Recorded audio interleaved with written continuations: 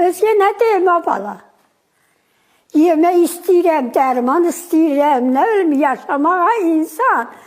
Belədir, daha pulsuz yaşamaq olmaz. Qaynar xəttə müraciət edən İlkin Kərimli deyir ki, 86 yaşlı nənəsi Nərgiz Kərimovanın pensiyası 3 ayda kəsilib. Səbəb kimi isə nənəsinin şəxsiyyət vəsiqəsinin sistemdə aktiv olmaması göstərilib. Məhz bu səbəbdən vətəndaş heç bir yerə müraciət eləyə bilmir.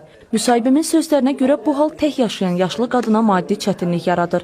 O həm kommunal xərcləri, həm də dərman almaq kimi gündəlik ödənişləri qarşılamaqda çətinlik çəkir. 3 ayda kəsildi, minimum pensiya alırdı da, 390 manat. 390 manat alırdı. İndi arvadın bazarlığıdır, qazdır, işıqdır, kommunaldır.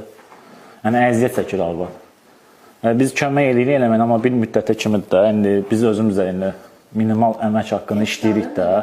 Nənəm aşağıda bəli tək yaşayır. Xahişimiz odur ki, bu yaşlı nənə bizi qeydiyyata salaq, müvəqqət də olsa, yəni bu pensiyasını ala bilsin. Məsələ ilə bağlı Dövlət Sosial Müdafiə Fondundan bildirildi ki, Nərgiz Kərimovanın yaşa görə pensiyası şəxsiyyət vəsiqəsi deaktiv olduğu üçün bu ilin iyul ayından dayandırılıb. Dövlət Sosial Müdafiə Fondunun həyata keçirdiyi sosial ödənişlər, o cümlədən pensiya ödənişləri vətəndaşlarla münasibətdə şəxsiyyət vəsiqəsi məlumatlarına bağlıdır. Buna görə də qüvvədə olan şəxsiyyət vəsiqəsi olmasa, ödənişlərin sistem üzərindən həyata keçirilməsi mümkün deyil.